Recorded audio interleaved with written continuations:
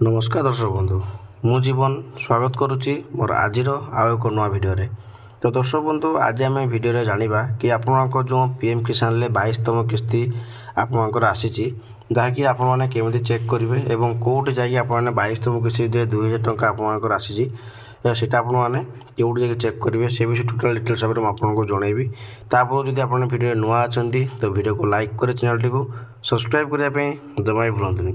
तो दर्शक बंधु आपंप बहुत बड़ा खुशी खबर जहाँकि आपणकर पीएम किसान 22तम किस्ती आपंकर आसबार थिला एवं 2000 टंका जहाँकि आपंकर बैंक रे ऑलरेडी क्रेडिट हो जाए। ठीक अच्छे तो बैंक जो आपंकर 2000 टंका क्रेडिट हो जाए आपने कौट जाकि आप देखिपारे एवं कौ टाइम आपंकर क्रेडिट हो जाए समस्त तो कहते कि आपंकर सकाल 5टार आपंकर ऑलरेडी पैसा आसी जाइए किंतु कौ टाइम परफेक्ट टाइमटा मुझे आपको जनइबी कौ टाइम आप 2000 टंका आसी कौ टाइम आप पैसा देखिपारे निज बैंक रे सेटा आपको जनइबी और कौन पाई बैंक रू आप 2000 टंका आप पाई ना पैसाटा से कौन पाई से विषय टोटाल डिटेल्स मुझे आपको आज जनइबी। ठीक अच्छे तो दर्शक बंधु आपने जानते कि आपण जो पीएम किसान पैसा आसूँ जहाँकि मुझे आपको प्रमाण सह देखा देखो ये लिखाई आपर कि आपर देश का अंतर्जाता के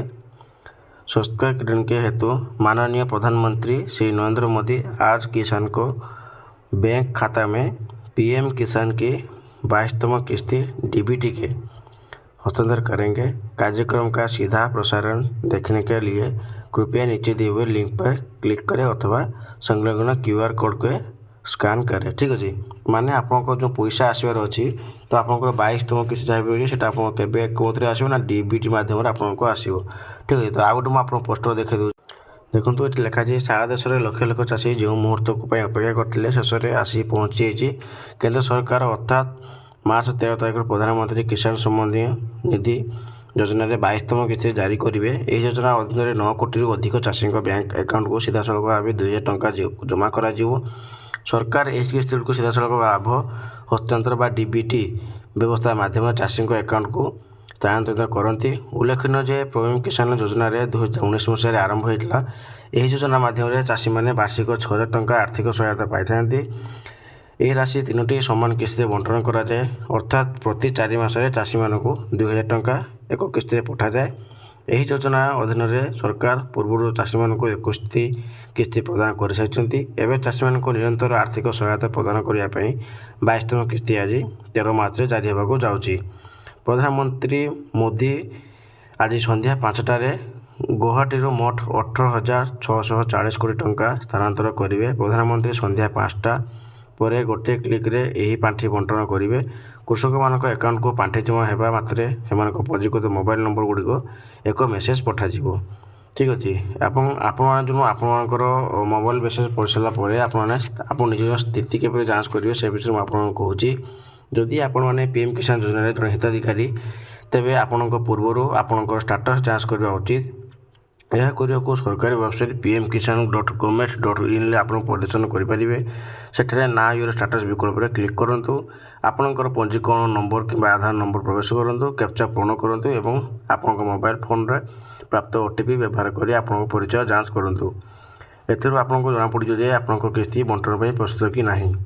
आपंक अकाउंट को टंका जमा होगले सेगुड़ उठाण कर प्रक्रिया बहुत सहज।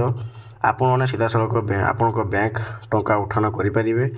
जदि बैंक दूर अवस्थित कि कौन समस्यार सम्मुखीन होती तेरे आप निकटस्थ जनसेवा केंद्र फेयर प्राइस दुकान स्वयं सहायक गोष्ठी किंबा किसान प्रोड्यूसर ऑर्गेनाइजेशन रू सहायता नहीं पारे।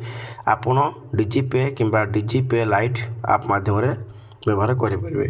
यह व्यतीत सरकार केवाईसी बाध्यतामूलक कर तेणु जदि आपंकर केवाईसी प्रक्रिया पर्यटन संपूर्ण होना तेबे यह तुरंत करने जरूरी कारण यह करने विफल हेले आपन किस्ती बंद हो पारे। आपंकर आधार कार्ड को आपंकर बैंक अकाउंट सहित लिंक करने बाध्यतामूलक जेकोसी विसंगित होता है तेबे योजना किस्ती पाइबार निश्चित करने दयाकोरी सेगुड़ संशोधन करने पोर्टाल परिदर्शन करूँ। यह योजना क्षुद्र चाषी मान अत्यंत लाभदायक प्रमाणित होती। उल्लेखनीय जे जदि पदक्षेप 2.15 कोटी अधिक महिला चाषी उपकृत हेबे जहाँ ग्रामीण अर्थनीति और कृषि क्षेत्र उभय को सुदृढ़ कर योगदान हेबो। ଏହି ସହାୟତା ଚାଷୀମାନଙ୍କୁ ବିହନ ସାର କୀଟନାଶକ କ୍ରୟ ଖର୍ଚ୍ଚ ପୂରଣ କରିବା ସହିତ ଛୋଟ ଛୋଟ ପରିବାର ଖର୍ଚ୍ଚ ପୂରଣ କରିବାରେ ସାହାଯ୍ୟ କରିବ।